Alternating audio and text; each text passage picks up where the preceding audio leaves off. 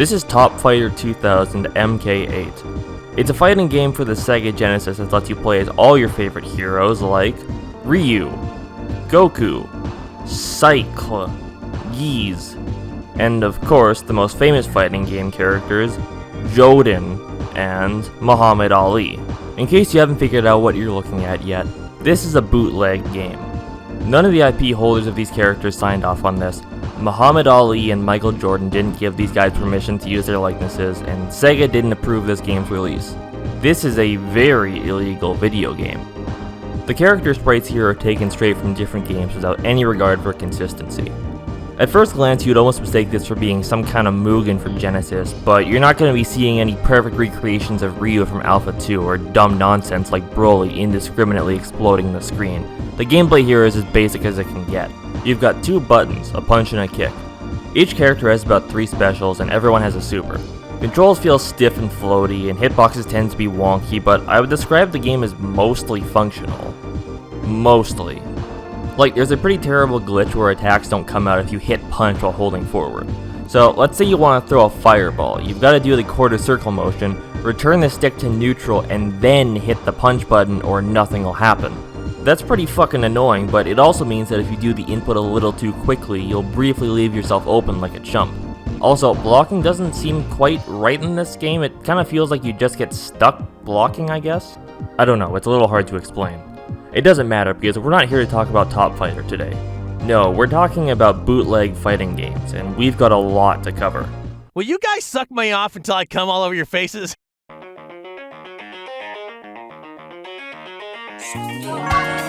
Bootleg games are interesting beasts. Console manufacturers naturally expect a certain level of controls over the games being released on their systems, meaning they have certain terms that publishers have to agree to, which not everybody is a huge fan of.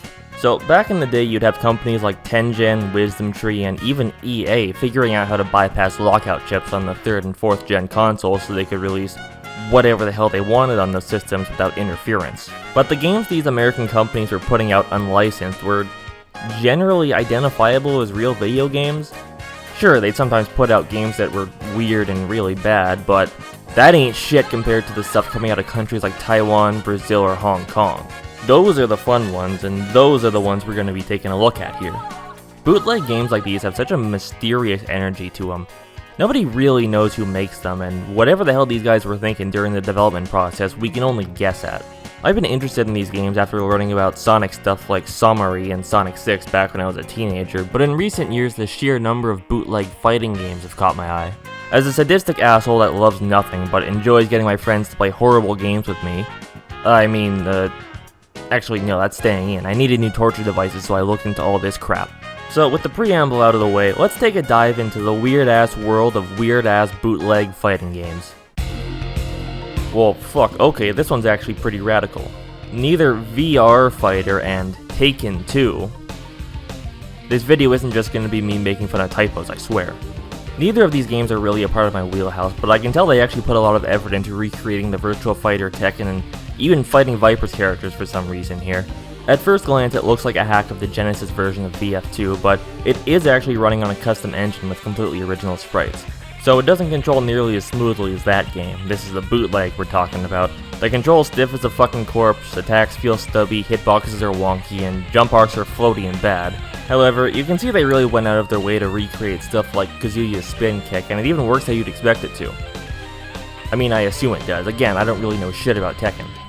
Even recreating the VF2 HUD is a nice touch, even if it shows a 5 round count for some reason. The biggest issue here is that you can't attack while jumping. You've got to hit kick at the exact same time you hit up to jump, and even that doesn't seem to work for forward and backward jumps. Which is very unfortunate when the computer is capable of doing this to you.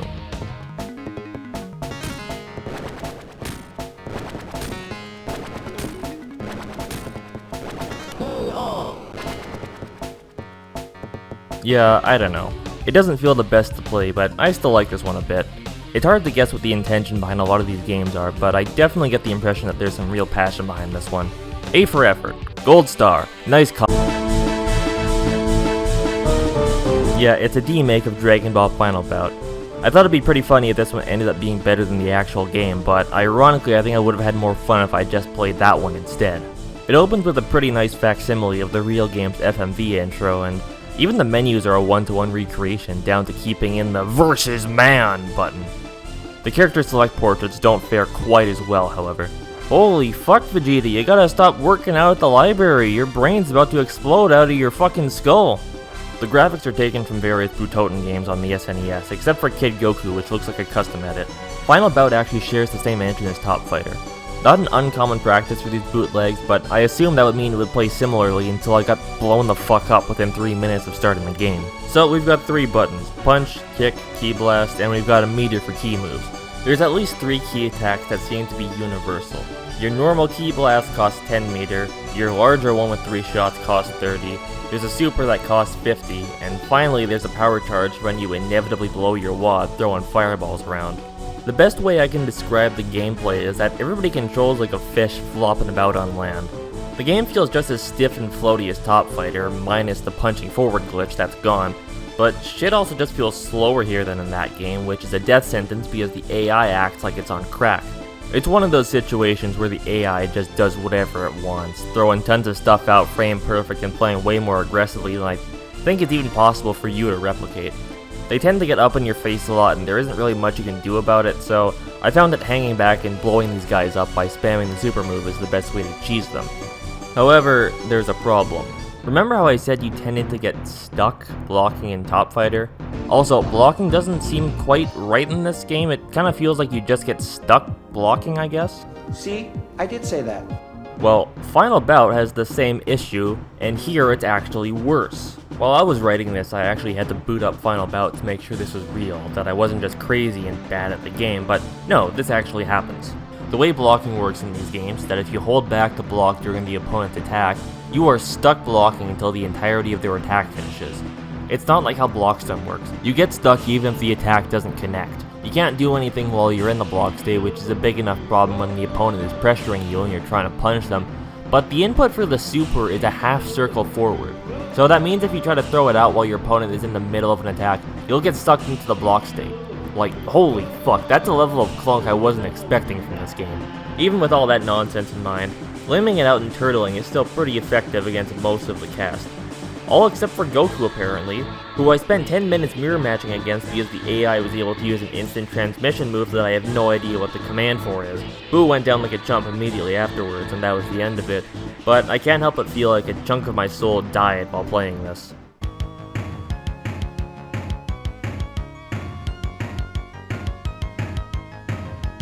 Oh my face!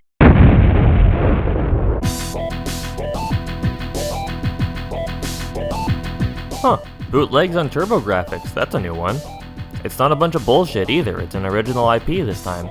It's got some nice sprite work, seems to control like a real video game. I wonder why this one is a bootleg. Oh. That's pornography! I'm gonna be honest, I only played about 20 minutes of this game and half of that was just trying to get the controls working, but once I found out that you can only crouch block by holding down first and then hitting down back, I gave up on this one. After playing Final Bout, I no longer have any tolerance for controls that are anything less than flawless. Kids, don't spend an entire day playing bootleg fighting games back to back, it'll fuck you up worse than heroin. I'd actually forgotten that Guile Windquote had just done video in this game a while back. I probably wouldn't have done this game if I'd remembered that, but I'm using my damn footage, so I guess just go watch this video for more about Strip Fighter. Oh, no, you can't be serious. Oh, God.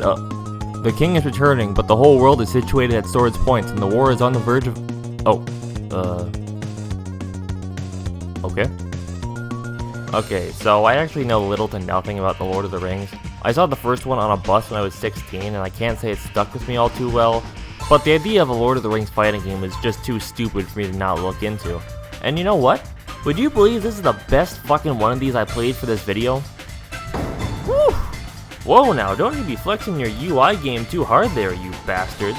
It's another Top Fighter engine game, but none of the issues with that game or Final Bout are found here. The controls are fast and responsive, and you don't get locked into blocking the same way you do in those other games.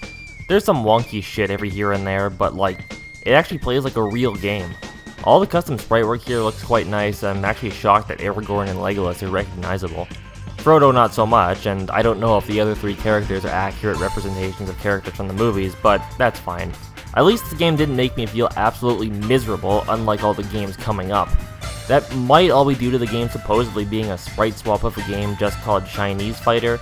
I didn't bother looking that one up to confirm because, frankly, I just don't care all that much. My only actual gripe is that for whatever reason, my supers just stopped coming out about halfway through my arcade run, and I have no idea why. I would have gotten a buddy to help me see if this glitch happens in versus mode, but for some reason none of my friends were answering my calls. And they changed their locks too. I don't know, it's just weird, but if you and your buddies are willing to stoop to the levels of bootleg garbage, maybe check this one out. It's a pretty simple game, but overall I think it has the potential for some dumb fun.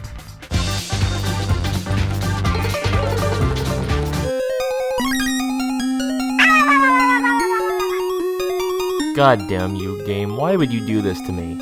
Now we're really getting into the shit mines.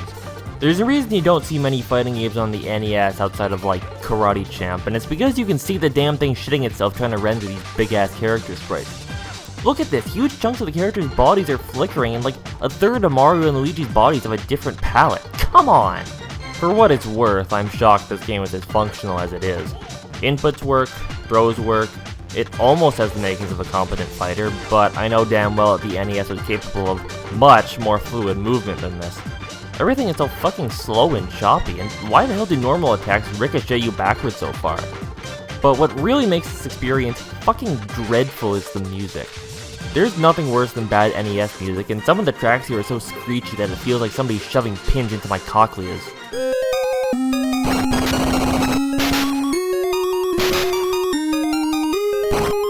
I don't have much more to say about this one. Outside of the gimmick of having Mario characters punch each other, it's your basic ass fighting game. Savor that normalcy, however, because from here on out there's gonna be none of that.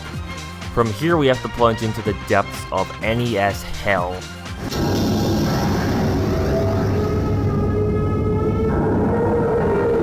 Unfortunately, the glut of these bootleg fighters are all on the NES. Kart Fighter sucked, but somehow it still managed to be the best one of these things. Every single one of these games are absolutely miserable experiences. Most of these tend to be demakes of 16-bit or arcade games. It's hard to say anything for certain, but I suspect these all exist for the sake of foreign markets that couldn't afford the hot new gaming consoles of the mid to late 90s and got stuck with the NES. There's a complete lack of standards here though, so it's interesting to see different companies demake the same game to wildly different results. For instance, check out Mortal Kombat 2 versus Mortal Kombat 2 Special. Or how about Master Fighter 2 versus Street Fighter 2 Pro? Different takes on the same game. All terrible, but all with their own weird little quirks. Master Fighter has 4 characters and is one of the fuck ugliest games on this list. Mortal Kombat 2 is a decent translation of the MK sprites to 8-bit and features some decent controls, but the input for specials are weird. Mortal Kombat 4 is way too fucking fast and lists Shao Kahn as Nightwolf for some reason. King of Fighters 96 has some fantastic porting of the sprite work over to the NES, but has severe visibility issues in-game. And then we have Mortal Kombat Trilogy, which is just like, oh my god, just look at it, like holy fuck. The most baffling aspects of these games tend to be the rosters though. Again, there's no standards here, there's nobody stopping anyone from just hacking one of these games and doing all kinds of fuckery with it. So we get a lot of these new editions of games that claim to have like 200 plus characters or whatever. Of course, that's a lie. Take Mortal Kombat V 1996 Turbo 30. I guess the 30 is supposed to mean 30 characters, but it's not actually 30 characters, it's the same 6 characters copy and pasted, sometimes with new names like Flash, aka Blue Raiden, or everybody's favorite ninja, Zoo. Even the regular games like KOF 96 here will pull this shit. Again, it looks like there's 21 characters at first glance, but it's actually just the same 7 characters duplicated twice each. And then you have something like Fatal Fury 2, which has all new original characters like Tyler and Andrew, who are just Terry and Andy with their heads swapped.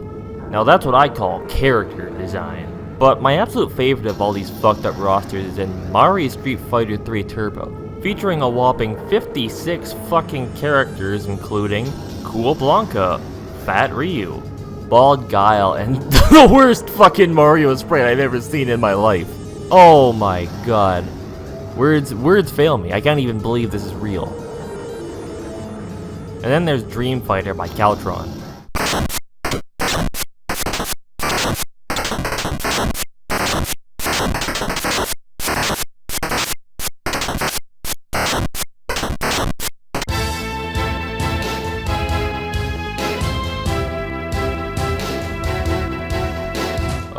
And just look at these heroes. Just fucking look at them, man. Aw yeah.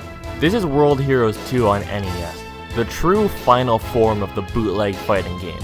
You want random unauthorized crossovers? You've got them. You want bad music and fucked up graphics? You got those too. You want bad controls, batshit crazy enemy AI and nonsense like this? Well buddy, Coney Corp of America has got you covered. This game is nuts, and I accidentally recorded the whole thing in 480p because it just wouldn't be a Kyra Must Die video without glaring technical issues. Look at the sprite flickering here, it's just fucked beyond belief. Like, even Kart Fighter wasn't this bad and those sprites were way bigger. World Heroes just looks like it's falling apart at the seams. It also has all the usual problems with controls being stiff and sluggish. Just looking at it, I think you can tell that it's not a fun one to play through. Special moves are done by holding A and B and then hitting a direction, which seems weird at first, but it's good for letting you spam moves like the Psycho Crusher to quickly obliterate enemies. Oh my god, are those bulls running backwards? I think the best way to describe World Heroes 2 is that it's unpredictable. For dumb stuff like Sonic being Blanca, of course, but World Heroes is so unstable that you tend to get all kinds of weird move interactions or stuff that works on some characters but not others, or whatever the fuck this is. Even the sound got really quiet halfway through my playthrough for some reason. Seriously, this game is just out of control. Holy Jesus. What is that? What the fuck is that? What I really wasn't expecting was that I was gonna have the most trouble fighting fucking Ryu of all people.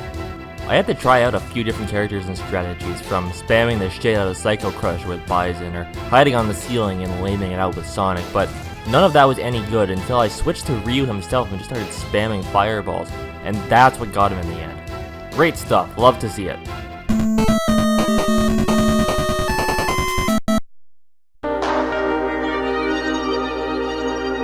This isn't all the games I wanted to do, but a lot of these ROMs just wouldn't load, and there came a point while playing these that I actually wished that less games were loading. Truth be told, I've barely even scratched the surface of these fucking things. I already knew about a few of these games going in, but I want to thank the Bootleg Games Wiki for cataloging all the other ones. You got a nice wiki there, but do you really have to be using fandom in this day and age?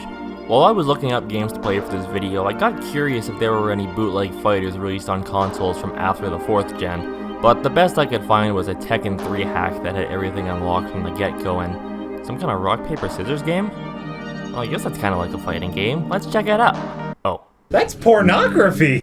You don't see too many of these games on the N64, the PS1, or beyond, and I have to imagine that's because developing for the 3D consoles became too much of a hassle for most of these smaller developers, so they just said fuck it and moved on to other ventures. But even then, bootleg games never really went away. There's still a bunch of these weird San Andreas bootlegs that throw random mods on a disc and ship it, but the most notable things about these are the covers, so they're barely even worth mentioning. There's also this hack of the leaked Genesis version of Time Tracks, released as Call of Duty Ghost, so clearly these things are still around, but I can't help but feel that we're long since past the weird stuff. In a sense, the spirit of the crappy old school bootlegs lives on in random crap that gets dumped on Steam, but I think the big difference is that these games are typically made in Unity by people with Twitter accounts. There's a certain mystique to games like Top Fighter or World Heroes. Are these games made by passionate developers making cheaper games for smaller markets? Are these things all a big con job? If you purchase one of these games, will you be financially supporting Al-Qaeda or the Taliban? You look at this absolute garbage-ass game showing Muhammad Ali punching Michael Jordan in the face, and deep down you just want to know why. But you never will. And frankly, I think that's how it should be. It's more fun that way.